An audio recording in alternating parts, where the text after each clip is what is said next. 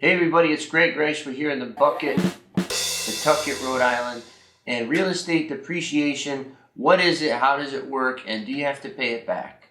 First things first, when you buy a rental property, you are able to utilize depreciation so long as the property is in service, meaning that it's able to be rented, that it's habitable and functional. If you buy a complete shell with the studs hanging out, there's no water, no electricity, you can't depreciate it because it's not placed in service for an income producing activity. So most rentals, once you buy them, have a tenant, therefore it is placed into service. Now what this means is that you're able to deduct off of your annual tax return a certain amount based on the value of the property. The value of the property, not the value of the land. So you need to separate that. And if you go on your town or city's website where you own your rental property, they typically will break out the value of the property and the value of the land itself. And the reason why we can't depreciate our land is because it never gets used up, right? It never gets used in full. It's always going to be there in some shape or form.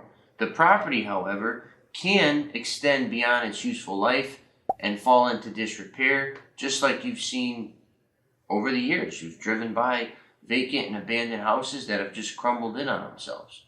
So that's the need and the reason for depreciation. You're depreciating the value, the market value of the structure itself, not the land. Now, the easiest way to figure out the value of the structure is to go on the tax assessor's website, like I mentioned. However, sometimes those are not accurate. Those are a little outdated, they're a little low, they're a little high.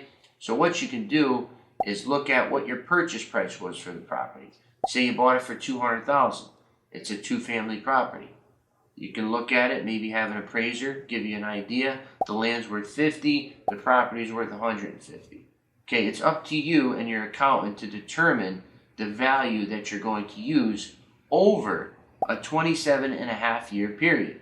So depreciation is spread out, essentially 3.63% over 27.5 years to get you to 100% full depreciation at the end of that 27.5 years. Are you still with me? So each year, you're 3.63% of that 150,000. So maybe that's 5,000 in depreciation every year that you're using to offset your taxable income.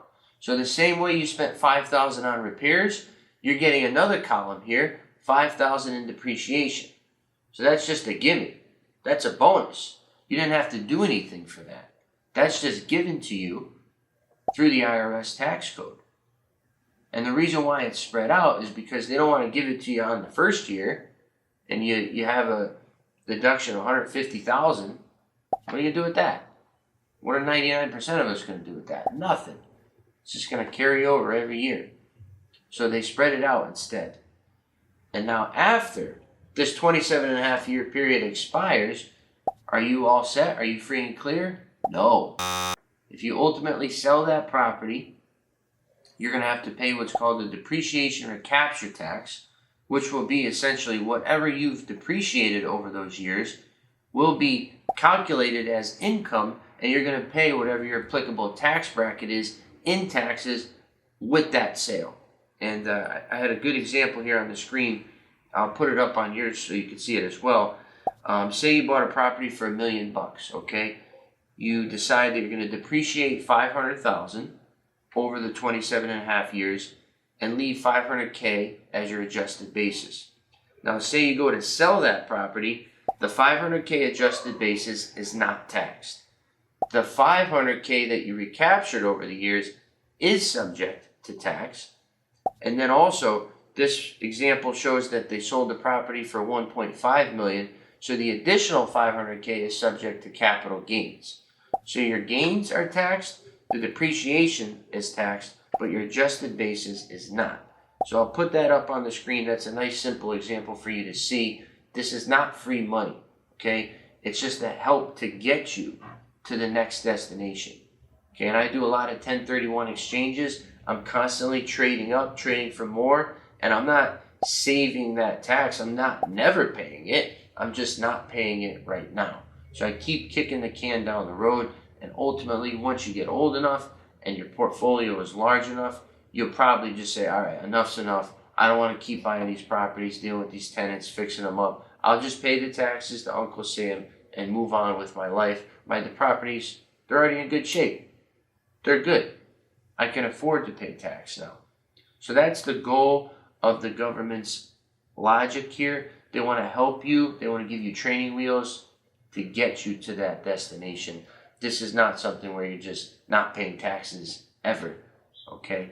So once again, Greg Reddish, we're here in the bucket, your property and your depreciation managed.